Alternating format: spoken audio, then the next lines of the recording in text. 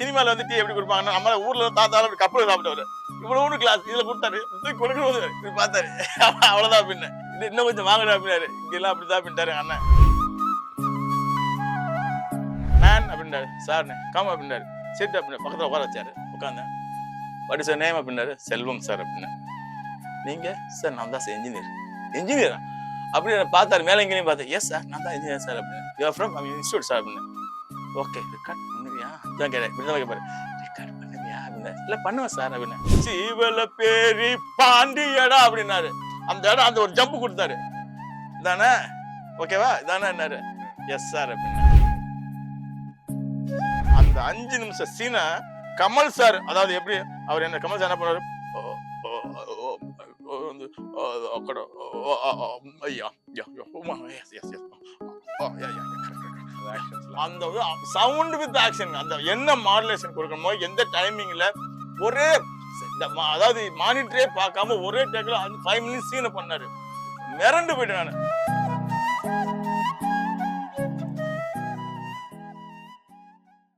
செய்தி மலர் நேயர்களுக்கு வணக்கம். இன்னைக்கு நம்ம கூட சவுண்ட் இன்ஜினியர் செல்வம் இருக்கார். சார் வணக்கம். வணக்கம் சார். எப்படி இருக்கீங்க சார்? நல்லா இருக்கேன் சார். எப்படி போயிட்டு இருக்கு உங்களுக்கு? நல்லா போயிட்டு இருக்கு. சிறப்பா போயிட்டு இருக்கு. Super sir. ஆமா சார், இப்போ நீங்க சவுண்ட் இன்ஜினியரா இருக்கீங்க. ஸ்டார்டிங் ஸ்டேஜ்ல எல்லாருக்குமே ஒரு தொடக்க புள்ளி இருந்திருக்கும்ல. உங்க லைஃப்ல எதனால சினிமாக்குள்ள வரும்னு ஆர்வம் வந்துச்சு அண்ட் இப்போ இந்த நிலைமையில இருக்கீங்க. சோ இதற்கு என்ன டிஃபரன்ஸ் எப்படி இருந்துச்சுன்னு சொல்லுங்க. அதாவது சினிமாவுக்கு வர வேண்டிய ஆர்வம் என்னன்னா, எனக்கு சின்ன வயசுல இருந்தே டிஎம்எஸ், எஸ்பி பாலசுப்ரமணியம் இவங்களுடைய பாட்டெல்லாம் கேட்டு கேட்டு ரொம்ப ஆசை. அவங்கள மாதிரி பாடணும்னு சொல்லி பாத்தீங்கன்னா பாத்ரூம் சிங்கர் சொல்லுவாங்க, அந்த மாதிரி பாடணும்னு ஆசை. மேக்ஸிமம் அவங்கள மாதிரி ட்ரை பண்ணுவேன். அதாவது அவங்க அளவுக்கு பாட முடியாட்டி கூட அவங்க வாய்ஸை கொஞ்சம் கொண்டு வரணுக்கா ட்ரை பண்ணுவேன். அந்த மாதிரி பாட்டு ஆசை. அந்த மாதிரி பாட்டுலாம் கேட்க கேட்க இதெல்லாம் பண்ணணும். இது எங்க பண்ணணும்? அப்ப இது சென்னை தான், இது பேஸ் வந்து சென்னை தான். அப்ப நம்ம சென்னைக்கு போனா தான் நம்ம வந்து சினிமாக்குள்ள நுழைய முடியுங்கிற ஆசை வந்துச்சு. அது அப்பாட்ட கேட்டேன். அப்பா வந்து எங்க அப்பா எப்படின்னா என்ன கேட்டாலும் இது முடியாதுன்னு சொல்ல மாட்டாரு. நீ உனக்கு என்ன தோணுது செய் அப்படின்னுவாரு. வேணாம் முடியாது இதெல்லாம் சொல்லவே மாட்டாரு. ஆனா ஒரு ஆசை காமிச்சாரு என்ன, நம்ம சென்னைக்கு போறேன், நான் ஃபிலிம் இன்ஸ்டியூட் ஜாயின் பண்ணணும் அப்படின்னு சொல்ல ஒரே ஒரு ஆசை காமிச்சாரு. தேனாம்பேட்டை சிக்னல் இறங்கி நானும் எங்க அப்பா இறங்கி நிக்கிறோம். டேய் வேணாண்டா, உனக்கு யமகா வாங்கி தரேன்டா, நீ ஊர்லயே இருடா அப்படின்னாரு. அப்போ யமகா பைக்கை காட்டி ஆசை காமிச்சாரு. நான் சொன்னேன் யமகாலாம் வேணாம், எனக்கு சினிமா தான் வேணும். நீ இன்ஸ்டியூட்ல சேர்த்து விட்டுருப்பா, நான் ஏதோ ஒன்று பண்ணி நான் வந்துடுறேன். எனக்கு சினிமா ஆசை இருக்கு, அந்த ஆசையை என்னை நிறைவேற்றணும். மனுஷனா பிறந்தா ஆசை, அந்த ஆசையில நம்ம பெரிய ஆள் ஆகணும் அப்படிங்கிற எண்ணத்துல தான் நாங்கள் வரணும்னு சொல்லி வந்தோம். அப்படி வந்து எங்க அப்பா ஏதோ கஷ்டப்படும், சாதாரண விவசாயி தான், கஷ்டப்பட்டு ஏதோ பண்ணதான் கட்டி என்னை ஜாயின் பண்ணி நான் இன்டர்வியூ அட்டன் பண்ணி பாஸ் பண்ணி அதில் நான் வந்து சவுண்ட் இன்ஜினியர் ஜாயின் பண்ணேன். அந்த டயத்தில் தான் டேனியல் பாலாஜி வந்து டைரக்ஷன் பண்ணாரு, ரகுவரன் சார்லாம் ஆக்டிங் பண்ணாங்க.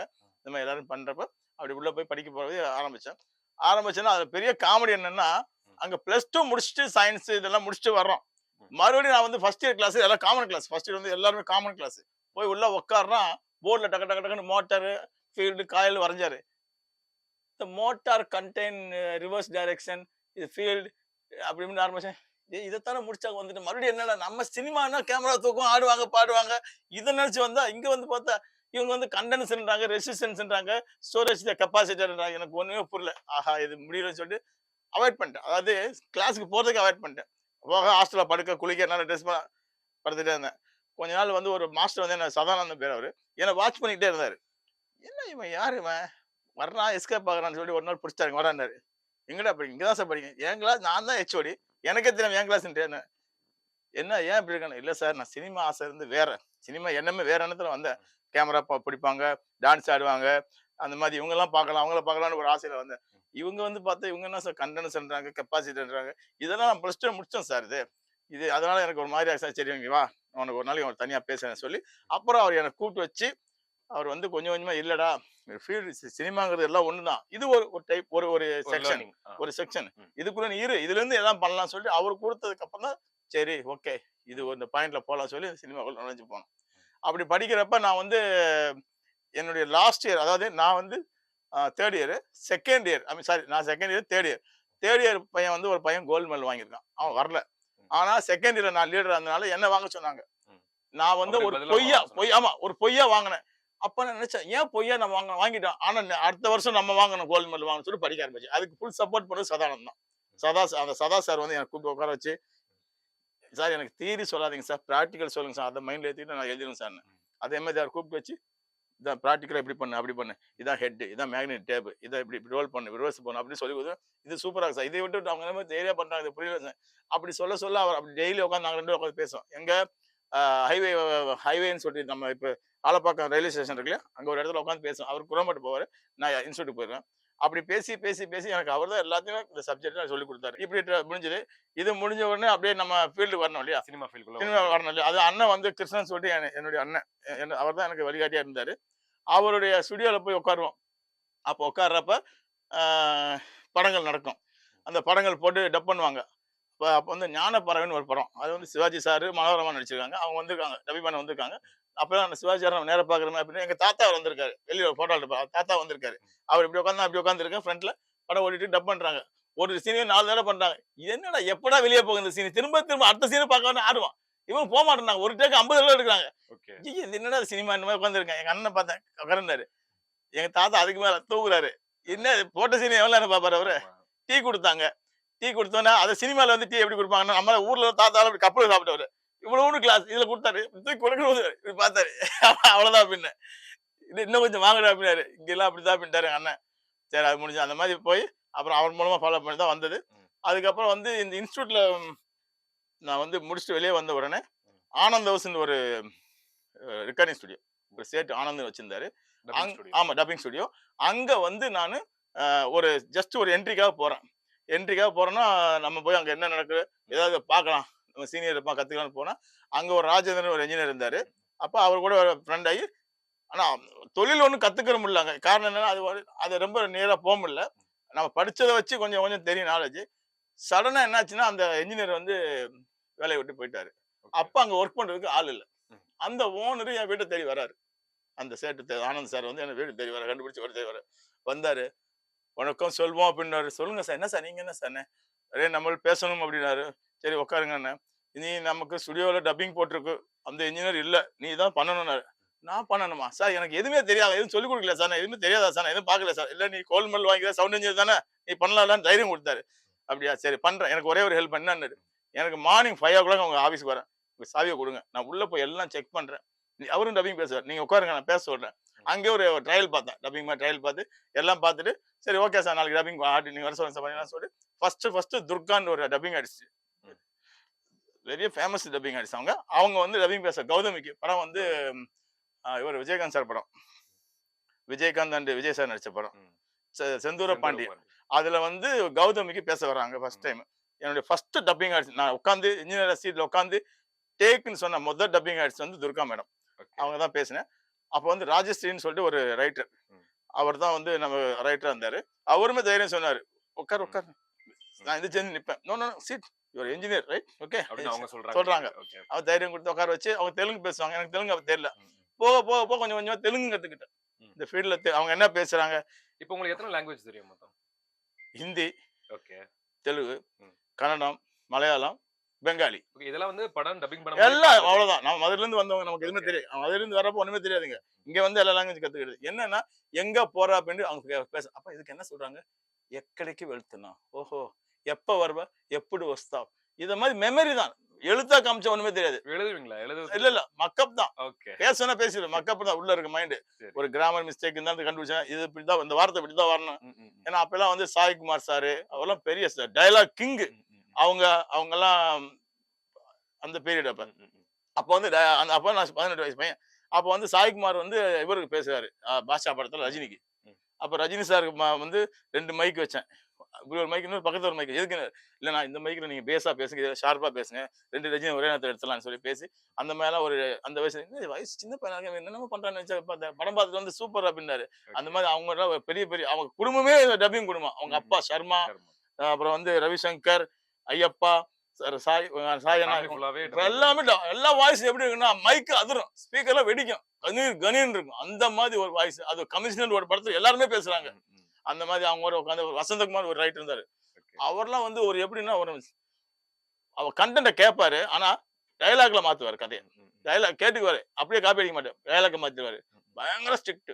அப்ப அந்த மாதிரி ஆளு நம்ம ஒர்க் பண்றப்ப சின்சியரா இருக்கணும் இல்லையா, அந்த சின்சியாரிட்டி தான் அந்த லாங்குவேஜ் எனக்கு கத்துக்கிறேன். ஆமா, நான் வந்து எஸ்பி சார் வந்து ஒரு படம் சாங் பாட வந்திருந்தாரு. நான் எப்பவுமே சின்சியரா இருப்பேன், அதாவது ஒர்க்குக்கு முன்னாடியே போயிடுவேன். கொஞ்சம் முன்னாடி ஸ்டுடியோல போய் பஞ்சுவாலிட்டியா முன்னாடி இருப்பீங்க முன்னாடியே டைமிங். போய் உட்காந்து கொஞ்சம் எல்லாம் செட்டப்லாம் பார்த்துட்டு உட்காந்துருவேன். அந்த நேரத்துல போனா கொஞ்சம் டென்ஷனா இருக்குன்னு சொல்லிட்டு முன்னாடி உட்காந்துருவேன். அப்படி உட்காந்து வந்தேன். அப்ப அன்னைக்கு கொஞ்சம் லேட்டா வந்தேன் நானு. எனக்கு கொஞ்சம் வீட்ல ஃபங்ஷன்னால லேட்டா வந்தேன். வேற சார் வந்துட்டாரு உள்ள. சார் வந்து இப்படி சேர்ல உட்காந்துருக்காரு. இப்படி உட்காந்துட்டு இருந்தாரு. இப்படி உட்காந்து இப்படி போயிட்டு ஸ்டைலா இப்படி தான் இப்படி கால இப்படி போட்டு ஆடிட்டே வந்தாரு. நான் அப்படி கதவை திறந்து மெதுவா போனேன். எஸ்பி சார் இருக்காரு, ஒரு பையன் இருக்கான்ல, அப்படியே போனேன். ஷூ போட்டிருந்தேன். ஷூ போட்டு உள்ள போனேன். டக்குன்னு உள்ள போனேன். அவர் அப்படியே மேலேயும் கீழயும் என்ன பார்த்தாரு. கரெக்ட்டா நான் என்ஜினியர் ரூம் தொறந்து உள்ள போனேன். மேன் அப்படின்னாரு. சார்ன்னு. கம் அப்படின்னாரு. சிட் அப்படின்னாரு. பக்கத்துல உட்கார வச்சாரு. உட்கார்ந்தேன். வாட் இஸ் யுவர் நேம் அப்படின்னாரு. செல்வம் சார் அப்படின்னேன். நீங்க? சார் நான் தான் சார் என்ஜினியர். என்ஜினியரா? அப்படி என்ன பார்த்தாரு. மேல எங்கேயும் பார்த்தேன். எஸ் சார் நான் தான் என்ஜினியர் சார் அப்படின்னு. You are from institute sir அப்படின்னு. ஓகே. ரெக்கார்ட் பண்ணுவியா? அப்படிதான் கேட்டேன். இப்படி தான் கேட்பாரு. ரெக்கார்ட் பண்ணுவியா? அப்படின்னாரு. இல்ல பண்ணுவேன் சார் அப்படின்னு. சரி ஓகே. போ கோ அப்படின்னாரு. மறுபடியும் கூப்பிட்டாரு. "அ, இங்க வா. இது வந்து ஒரு கோயில் மாதிரி ஒரு பக்தியான இடம். அங்க நீ ஷூ போட்டு வரலாமான்னாரு. கரெக்ட் தப்பு தான் கேட்டாரு. எனக்கு பயம். அதுக்கு ஒரு பதில் வச்சிருந்தேன். சார் நாங்க வந்து ஒரு எலக்ட்ரிக்கல் லைன்ல ஒர்க் பண்றோம். உள்ள ஃபுல்லா எலக்ட்ரிக்கல் இருக்கு. ஓகே. ஏதாவது ஷாக்கு கிடைச்சிடும் சார். சேஃப்டியா படும். Oh! Very good. Okay. Clever அப்படின்னு சொன்னாரு. உள்ள போயிட்டு உட்கார்ந்துட்டேன். ஆனா ரீசன் உண்மையாதான். உண்மைதானே இது. ஆமா. ஏன்னா நம்மள அறியாம வயர் எங்கேயாவது பட்டுச்சுன்னா ஷாக் அடிச்சுன்னா என்ன பண்ணுது? அதுக்காக நான் போட்டு தான் வந்தது. அது இல்லாம இன்னொன்னு வந்து நமக்கு வந்து சூப்பர் ரொம்ப பிடிக்கும். ஓகே. அது ஒண்ணு 2 மேட்டர் அது. அப்படி போட்டு உட்காந்து அப்ப உள்ள உட்காந்து பாடுனாரு.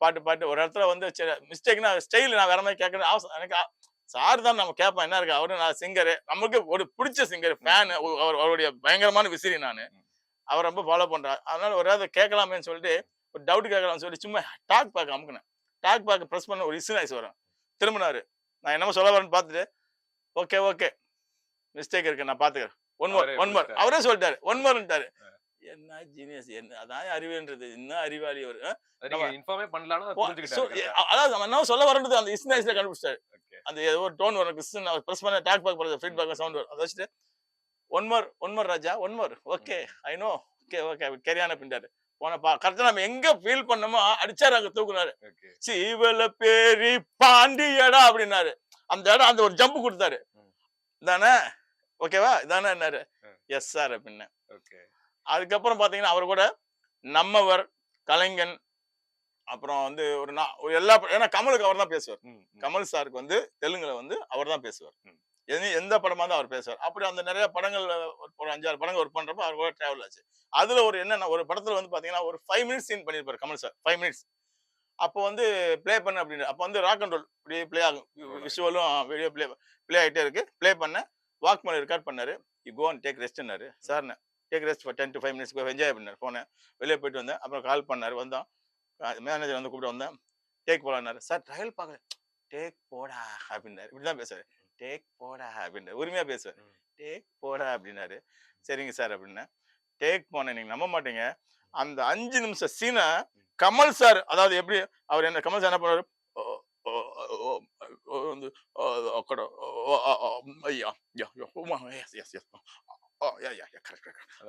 அந்த சவுண்ட் வித் ஆக்ஷன் அந்த என்ன மாடுலேஷன் கொடுக்கணுமோ எந்த டைமிங்ல ஒரே அதாவது மானிட்டரே பார்க்காம ஒரே டேக்ல 5 மினிட்ஸ் சீனை பண்ணாரு மிரண்டு போயிட்டேன் நான் ஐயோ எவ்வளவு பெரிய லெஜெண்ட் நம்ம ஒர்க் பண்றான் நம்ம என்னுடைய கனவு அவர் எஸ்பிபின்னா ஒரு கனவு ஃபர்ஸ்ட் டிஎம்எஸ் சார் அதுக்கப்புறம் எஸ்பிபி அது மாதிரி கனவு அந்த கனவு கிட்ட உட்காந்து நம்ம நினைவாயிட்டு இருக்கமே அப்படின்றப்ப எவ்வளவு ஒரு கற்பனை எவ்வளவு மனசுக்கு ஒரு சந்தோஷம் இருக்கு ஒரு ஆனந்தம் அந்த ஆனந்தத்துல இருக்கேன் எவ்வளவு பெரிய லெஜெண்ட் அதுக்கப்புறம் நிறைய இது வந்து அப்போ ஒரு பாப்பா வந்துச்சு பாப்பா வந்து சாரை பார்க்க வந்தாங்க குட்டி பாப்பா சொல்லுங்கம்மா ரொம்ப அன்பா பேசுறாரு குட்டி பாப்பா அதுல சொல்லுங்கம்மா நீங்க நல்லா பாருங்க அங்கிள் அப்படியா என் தொண்டையெல்லாம் வலிக்குதுமா இந்த தொண்டையை அறுத்து போட்டு வேற தொண்டை வைக்கலாம் போல இருக்குமா அவ்வளவு ஸ்ட்ரெயினா இருக்குமா அவ்வளவு வலிக்குதுமா அவ்வளவு கஷ்டமா இருக்குமா நீங்களே இப்ப டப்பிங் பண்ற மாதிரி இருக்கு சார் நீங்களே எஸ்பிபி வாய்ஸ் எடுத்து பேசுற மாதிரி அந்த மாதிரி இல்ல அது ஒண்ணும் இல்ல சார் உங்களோட கொஞ்ச நேரம் பேசினா உங்க வாய்ஸ் வந்துடும் அவ்வளவு மிமிக்ரிங்கிறது என்ன டப்பிங் என்ன அதை நம்ம கூர்ந்து கவனிச்சாலும் அதை கொண்டு வந்துடலாம் அவ்வளவு வேற ஒண்ணுமே இல்லை